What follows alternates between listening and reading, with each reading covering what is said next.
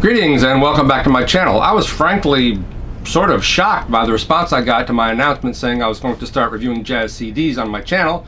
This is Ken McKyle, the Jazz Vinyl Audiophile, but it was really an overwhelming response, which means one or two things. One, that the rumored CD resurgence is certainly in effect. One of the commenters to my previous video stated that if you go on Amazon, that prices of used CDs have almost doubled in the last 2 or 3 months. Who knows if that's true, but it sort of verifies what my audio buddy and I have been saying recently. A, vinyl has gotten so expensive. B, people still have, I have a couple thousand CDs behind this curtain over here, and I, as a critic, I get jazz CDs all the time, and I thought to myself, you know, there's not enough room to review all these, so I thought I'd do it on the channel. But it also speaks to people are out there, because vinyl has gotten so expensive, I think people are buying up used CDs. Princeton Record Exchange out in New Jersey, which is about an hour and a half from here, has an incredible fill of CDs, walls of classical CDs, and they're cheap.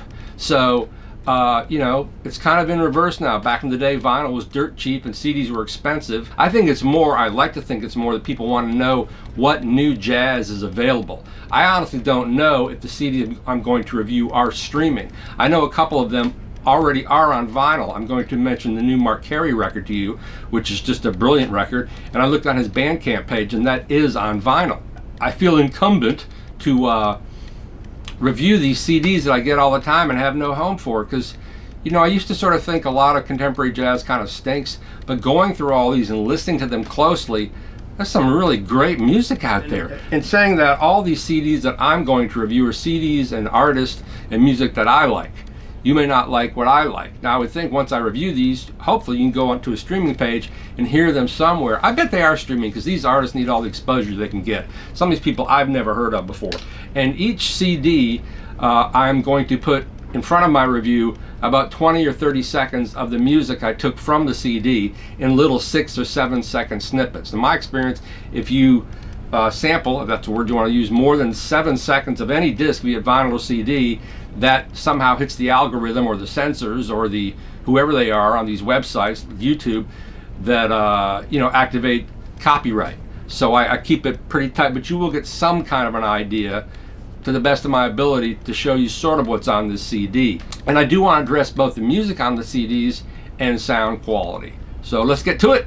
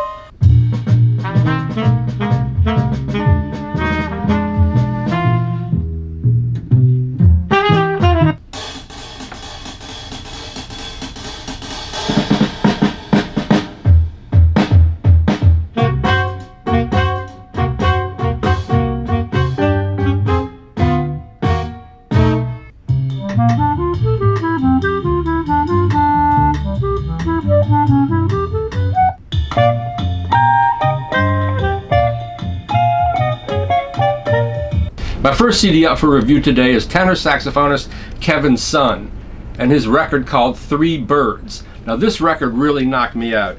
I wasn't aware of Kevin's son. The other players on the record I'm also really not aware of, except for Adam O'Farrell on trumpet, Max Light on guitar, Christian Lee on piano and Fender Rhodes, Walter Stinson double bass, Matt Honer on drums, and it's on Kevin's son's Endectomorph label.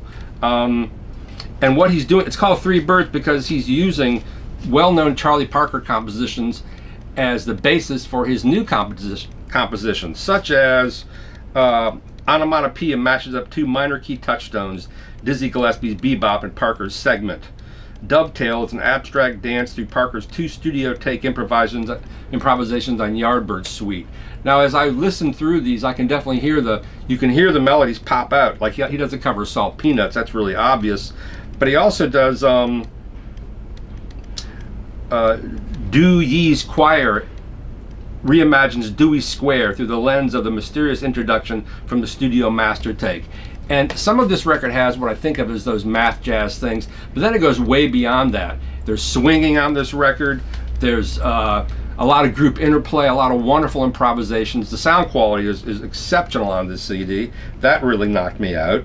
There's definitely a lot of swing. There's other forms of rhythm improvisation.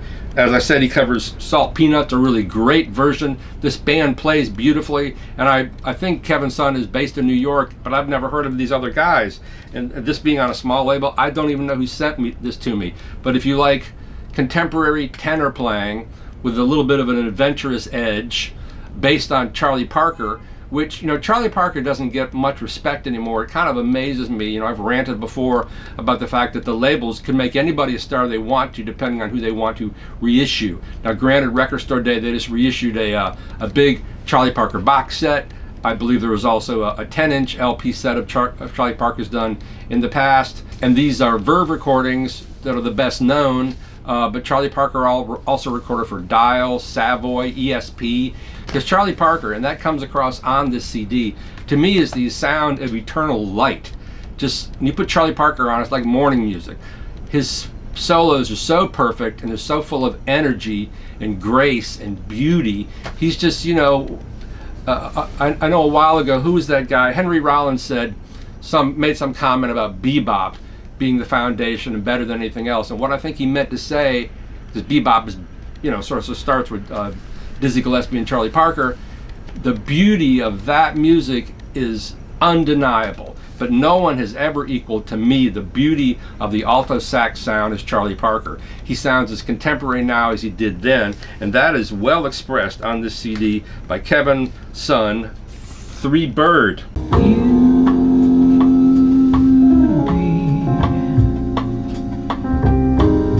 So easy to love. I didn't know what time it was, then I met you. Whoa, what a lovely time it was. Once I was a sentimental thing, threw my heart away each spring. Low when you speak love, our summer day with us away. Too soon, speak low when you speak love. Walk with me in the gentle rain. Next up, a vocal CD by a woman I'd never heard of before, Alexis Parsons. Apparently she is a New York performer. And this record includes a pretty serious lineup. David Berkman on piano, Drew Gress on bass, Matt Wilson on drums, Arturo O'Farrell on piano, Jonathan Gilly on bass, and Willard Dyson on drums on the New Artist label. She to me recalls an older style of vocalist. Her phrasing is very languorous, sort of dark. Everything is very relaxed, to the point of being too relaxed on this record. Some of the intros are too long. It's not a very good recording. It's a mono recording done with like a single mic. This is on the New Artist label. But as an interpreter, I thought this record was really interesting. We don't really hear much about contemporary jazz vocalists. Talk about musicians who are under the radar. It's contemporary jazz vocalists. It's kind of a lost art, but she definitely sings in kind of an old school style. She has a dark voice, kind of like Anita O'Day, but her energy level seems lower than Anita O'Day in a good way. But she covers a lot of well-known tunes. Spring Can Really Hang Up the Most, Devil May Care, Summertime, Speak Low, Gentle Rain by Astrid Gilberto, In the Still of the Night, I Didn't Know What Time It Was. But a really easy album to enjoy. This is a late night record to me. with excellent backup. Just to me, the arrangements are a little too elongated. They should have tightened things up a little bit, but I enjoyed her voice, very dark. There's a certain touch of sadness or sorrow in her vocals. You know, a life well lived, I suppose. But this is one worth checking out if you're into jazz vocals. Alexis Parsons, Alexis. Thank you.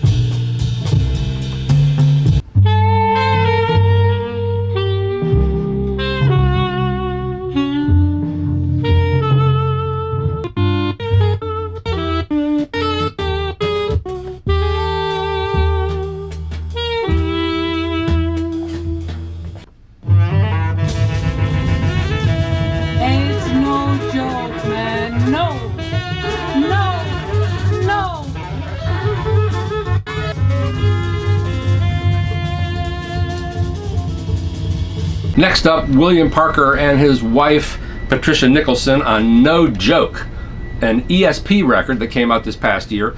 And William Parker, one of the premier free jazz bassists in the world, a great composer, used to have the Little Huey Orchestra, played with Cecil Taylor for a while. You know, a very powerful figure and a wonderful bass player. The weird thing about this CD is the bass is not loud enough, which seems really strange to me.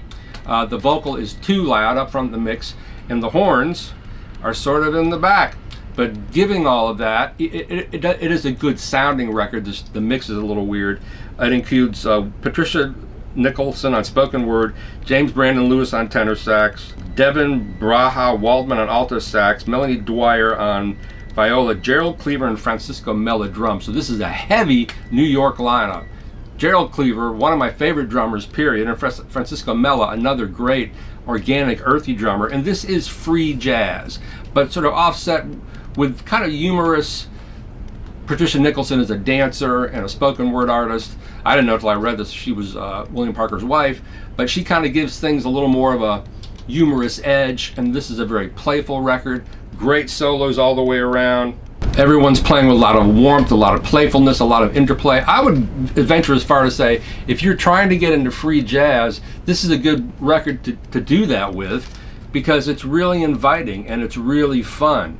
There are a lot of entryways, and it swings really hard, while it's also being very adventurous and exploring. The sound of the record is warm. It sounds really great. I wrote down here, punchy, excellent separation, clamoring drums, warm bass lines, big images, fervent, pulsing, straight ahead and more free vibes. But it's very playful, so it's really easy to get into this record. I'm gonna review another William Parker CD I have here somewhere, but hopefully this is on a streaming platform. It's ESP disc, so I'm sure it is. Definitely worth checking out. William Parker, Patricia Nicholson, No Joke.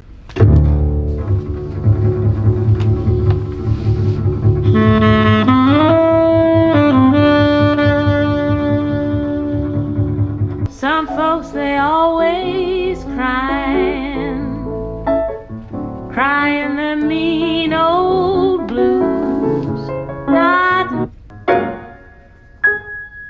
I've just found joy.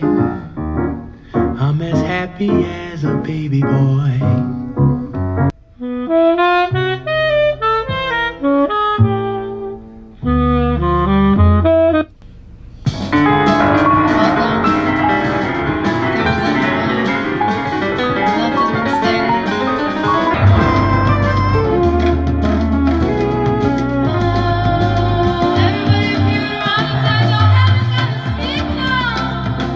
Commercial is Relief, a benefit for the Jazz Foundation of America's Musicians Emergency Fund. Now, I'm not sure when this was recorded, but it's a compilation disc. But it has some great tunes. Irma and Leo, which is Leo Genovese and Esperanza Spalding, doing a kind of a definitely kind of a fusion, contemporary mashup hip hop thing. I thought that was really cool. a really somber Christian McBride brother Malcolm, which I thought was really nice. Cecile McLaurin-Salvant sings a tune on here, Easy Come, Easy Go Blues. You know, you can almost buy anything with Cecile McLaurin-Salvant. I would say she's the preeminent jazz singer, female jazz singer of the day. She swings so hard. She has a beautiful tone. I mean, if you like Ella Fitzgerald, you'll love Cecile McLaurin-Salvant. She's playful, and also she's very challenging in what she sings. She sings songs that I think back in the day would have been seen as minstrelly. I'm not sure, minstrel music. You know, this is not something I know a lot about, but I know she has challenged norms in what she will sing. Songs that can be seen, and I'm sure people out there will correct me. Some of the songs she's covered would be bordered on racist, but she's a black woman singing these songs. But regardless of all that, she has a great band. Her pianist is wonderful. Her drummer Lawrence Leathers died a couple years ago, but the one track from her is worth having on this. And then we have John Batiste doing Sweet Lorraine, and that's full-blooded, great piano sound. There's a Hiromi track on here, Green Tea Farm, I didn't listen to.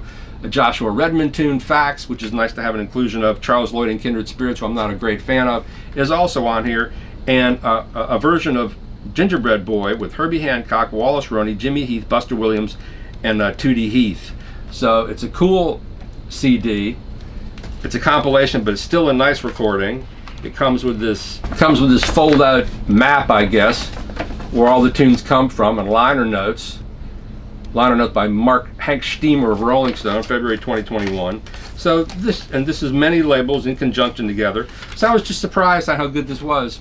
The performances, the tunes, the sound is good even across a bunch of different divides.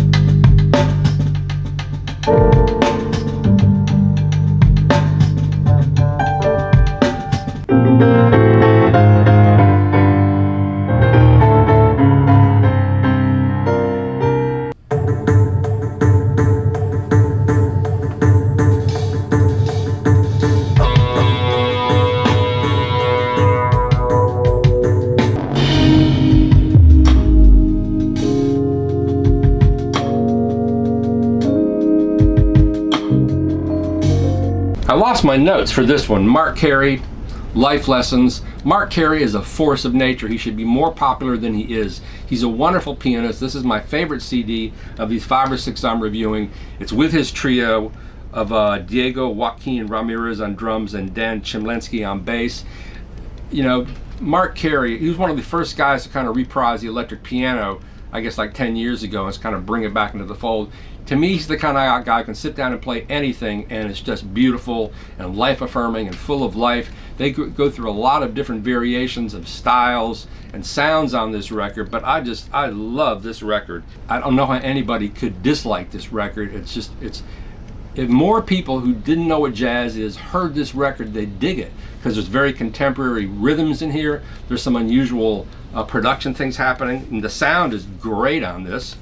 I was knocked out by the sound, which it was recorded at, doesn't say where it was recorded, but Marc Cary is playing piano, Fender Rhodes, Dave Smith Prophet 12, Dave Smith Mofo, Octarack, genome sequencers, Lemur mapping, and UAD processing. Like another great pianist based out of New York, Jason Linder, Marc Cary is not beholden to an instrument, to a sound, to a style, because he's such a complete musician. I can't recommend this highly enough. It's just, again, it's fun, it's life-affirming, great melodies, really catchy stuff, and you can tell these guys are having a great time in the studio, and it was very well recorded. Marc Cary, Life Lessons, and this is on his label, I guess. All I could find was markcary.com, but I even think that's a pretty cool cover.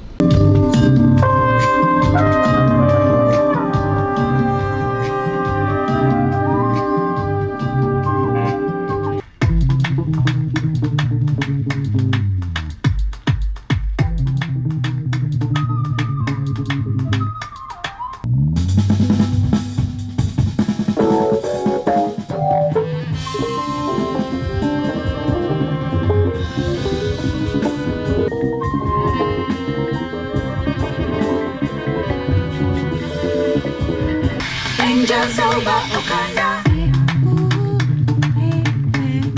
You're slipping from my sympathy. Fast being erased. Angels over Oakanda, Burt Sugar. This is another one I lost my notes for, but this kind of reminds me, you know, you hear a lot of people modern day trying to do like their version of Bitches Brew, or they're trying to do like a spiritual jazz thing, you know, perhaps reflecting too much on that original Alice Coltrane, John Coltrane way of playing. This record sounds fully contemporary, and the lineup and the composers is really interesting. Led off by Greg Tate, a really wonderful writer about contemporary music and contemporary politics, I guess sociopolitics. And it's, as you can hear by the little bit of samples, it's churning, it's dark, there's sound effects, there's freaky things going on with the production, but it sounds totally contemporary to me while drawing from things like Bitches Brew and Silent Way and just so many things. Peter Herbolzheimer, the funk of that sort of sound. But some of the players on here include, it was recorded at Sterling Sound, Edgewater, New Jersey, CD mastering engineer Greg Calby, that bespeaks quality. It was also recorded as part of a Tribal Broadcast Studios, Stockholm, Sweden. An interesting fold out there. And there's the two sides of the CD. Angels over Oakanda, Burnt Sugar, the orchestra chamber. And some of the musicians include, and I'll just read it from the disc here, Gerard Michael Nicholson on bass, Satch Hoyt on flute, Avram Felder on alto sax, Leon Grunbaum on Fender Rhodes. Gerard Michael Nicholson seems to be a constant throughout this, playing bass. Moist Paula Henderson on Barry sax. Oh, lead and background vocal composition and arrangement, Lasala Betty. Anyway, just a funky, churning, you know, it really pulls you in right away. One of those recordings that sounds kind of mysterious. You know, that's the interesting thing about older recordings. They couldn't capture super high resolution, so you're hearing like an image of a sound, maybe not the full sound. And this sounds like it was probably done on laptop, and as you know, as well as live in a studio, because they use two studios. But I just love that dark sort of ethereal, driving, adventurous, you're not quite sure where it's going sound. And I've never heard any of these people before, except for Greg Tate, of course. So Angels over Oakanda, Burnt Sugar, the orchestra chamber.